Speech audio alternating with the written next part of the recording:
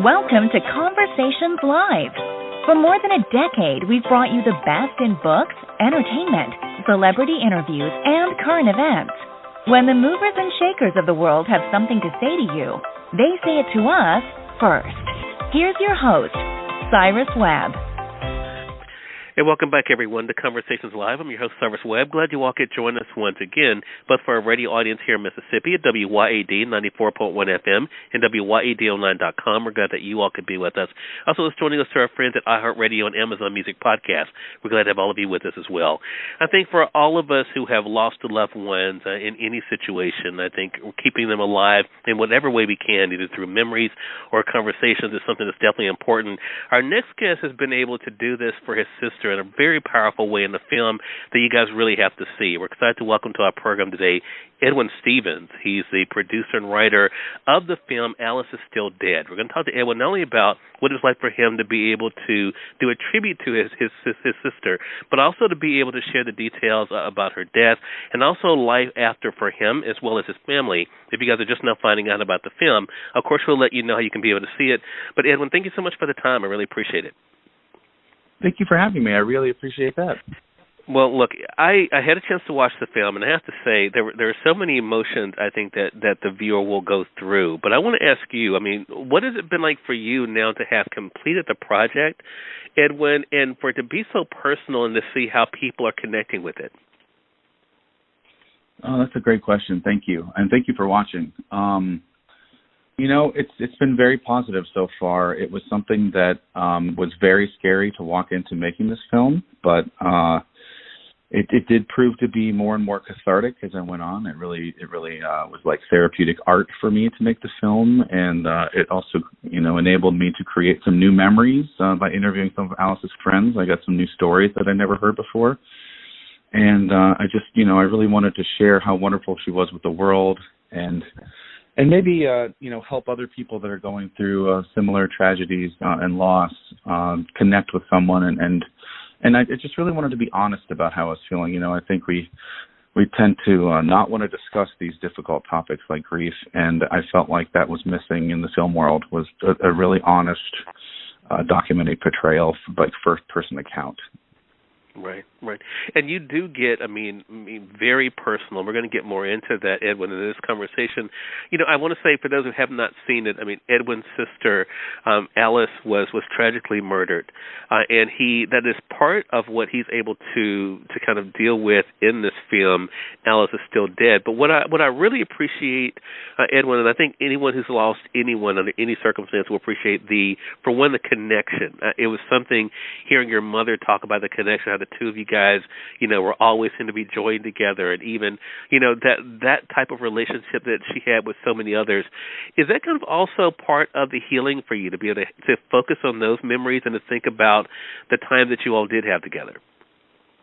Absolutely, yes. I think that's the silver lining, right? Is just being able to go back and remember all the positives that we had together and how wonderful our relationship was.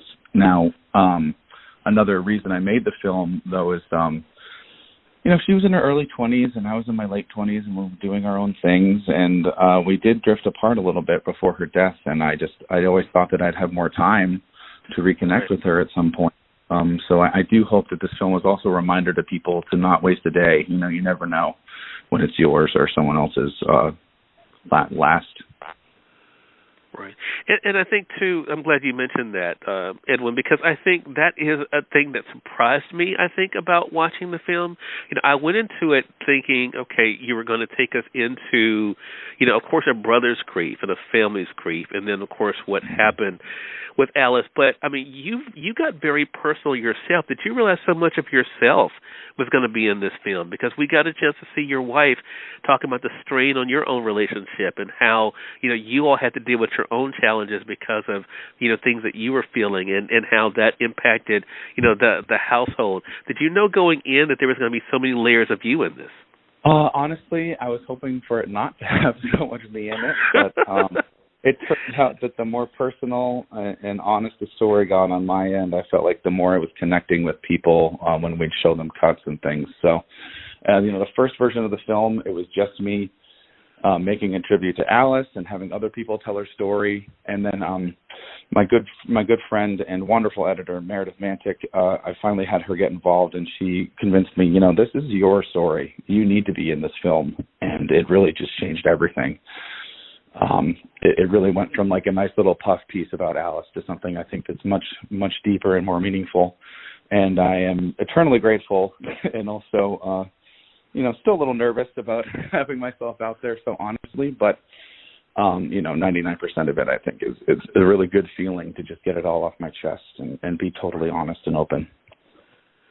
Well, I think that's what people are going to connect with as well, Edwin, because even as you go on to talk about, how, at one point, you talked about even when it comes to your marriage, how you have been so excited about life and how life changes. It really shows us how a loss can impact us all differently, especially for us guys, Edwin. Do you hope that kind of opens the door for us to talk more openly and honestly about how we deal with grief, how we deal with life and life challenges, so that, as people watch this film, they understand the importance of letting it out so the healing can happen?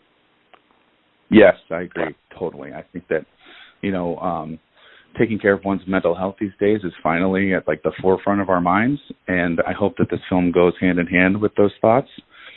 Because yes, it was tough for me. I grew up in the sports world and like the macho world, right? And there were like years, I think, where I didn't cry, and this certainly turned that corner for me. I had many, days where that was all I could do, I felt like. And it felt really bad. I felt weak, but I think that we as a culture need to recognize that, showing emotion is actually brave, that it's actually, being so vulnerable with people and honest about how you're feeling is actually much harder sometimes than just stuffing it down and not showing your true emotions. So yes, I hope that people can learn from that too, that, going straight at the grief and really just letting whatever come out was very, very helpful to me. And that's not to say that everyone has the same experience, because some people, everyone grieves in a different way. I think that's another lesson. But that I think that we need to be more patient with ourselves and with other people, right. Because you don't know what other people are going through. Sometimes they may do something outrageous, and it has nothing to do with you, or it's underneath the surface. And also for myself, I know that after the first year after Alice's murder, I was very frustrated. Like, why am I not feeling better? I'm going to therapy, I'm doing things, but these things take time, and I think that patience is very important. Yeah, we're also going to talk a little bit about sometimes the illusions of closure as well, because I think you address that really well in the film, Edwin. I want to talk to you about that. I want to first say, for those who are just tuning in, either on the radio side or online, you're listening to Conversations Live. We're excited to welcome Edwin Stevens to our program today. Edwin is the writer, director of a powerful film called Alice is Still Dead. We're going to let you guys know how you can be able to see it. Before we get into that, though, Edwin, I want to broaden out the scope a little bit, because this film, I think, is so well put together. Is storytelling through film or storytelling in general something that you've always known you wanted to do? When I was little, I was really into sports, and I think it was third grade. We went up. I was on a hockey team in Maine, and we went up to Canada to play another team. And I came back, and all I wanted to do was put together a highlight tape from all of the parents' videos. And so my dad put together 2 VCR decks, and like slowly we made this little highlight film, and I kind of got addicted to it then, and it just was some kind of passion of mine that still burning. And then I studied film in college, and after college my trade is cinematography, so I'm a cinematographer first. But I always thought that, maybe I would want to direct a film, but it had to be special. And then lo and behold, this thing happened, and I thought, well, what's a better calling than this thing that just fell in my lap that I need to deal with anyways? And I wanted to make a film, and it just seemed like the proper time to make that leap.